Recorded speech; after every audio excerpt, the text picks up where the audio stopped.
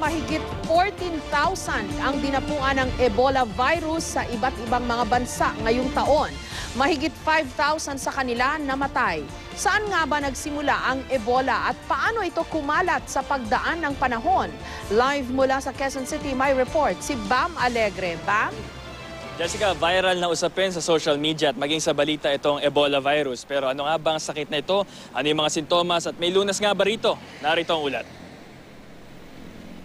Sa ilalim ng microscope, ito ang itsura ng Ebola virus. Isang karamdamang nagsisimula sa lagnat, sore throat at muscle pain na uuwi sa pagsusuka at diarrhea hanggang magkaroon ng external at internal bleeding. Naililipat ito sa pamamagitan ng dugo at body fluids. Wala pang indikasyon na airborne ng sakit. 1977 naitala ang unang casualty ng Ebola virus sa Democratic Republic of Congo na nooy bansang Zaire. Noong 1979 naman sa Sudan, 22 ang namatay dahil sa sakit. 1994 nang muling magka-epidemya sa Africa, 50 sa Gabon, 1 sa Ivory Coast. Taong 2000 sa Uganda, 425 ang na-infect, 224 ang namatay.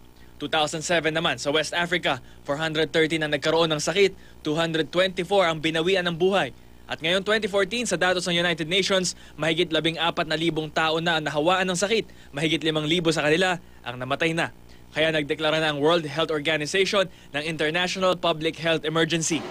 Wala pang lunas para sa Ebola virus pero ang isang inventor na Pilipino naniniwalang kayang puksain sa tulong ng kuryente ang anumang virus, kabilang na ang Ebola, basta pasimula pa lang ito. Ito ang imbensyon niyang electrotherapy device, isang uri ng alternative medicine na gumagamit ng negative ions. Huwag daw matakot dahil hindi raw ito nakakakuryente. Bilang isang medical technologies, kung papatay mo yung virus, dapat sa simula pa lang. Kumbaga kung magka-count tayo ng tinatawag na quarantine na 21 days, dapat in 1 day, ikabit na agad. Huwag mo nang palalain na lumaki pa yung virus. Kailangan yung 1, 2, 3 days makabit na para mamatay na yung virus.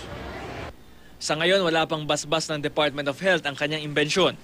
Ayon sa PITAC o Philippine Institute of Traditional and Alternative Healthcare, electroacupuncture pa lang ang kinikilala nilang alternative medicine na katulad ng electrotherapy device. Bubuo raw sila ng grupo na pag-aaralan ng iba't ibang uri ng mga health device.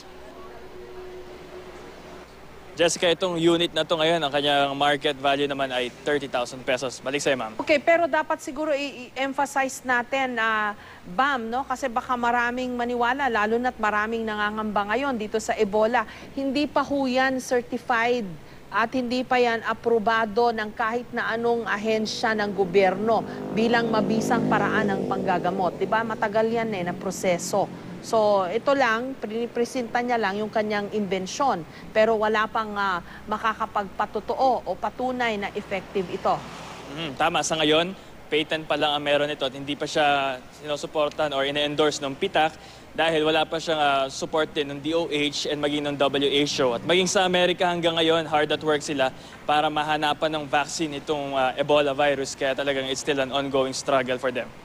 Okay. In the meantime, ito kasing pinakamalalang outbreak ng Ebola sa mundo, no? May mga past episodes na pala, medyo madalas siyang nagkakaroon ng outbreaks in the past. Pero ito yung pinakamaraming casualties at nadapuan so far sa lahat. Kung titignan natin yung ating past records, parang isa recent disease, ng 70s lang. Parami ng parami with each outbreak. Hanggang sa ngayon, kung mapapansin natin yung huling outbreak was around 400 plus. Ngayon, 14,000 plus. Ganun talaga ka-alarming yung epidemic dun sa West Africa. Kaya talagang nakatutok dito yung global community. Maraming salamat sa iyo, Bam Alegre.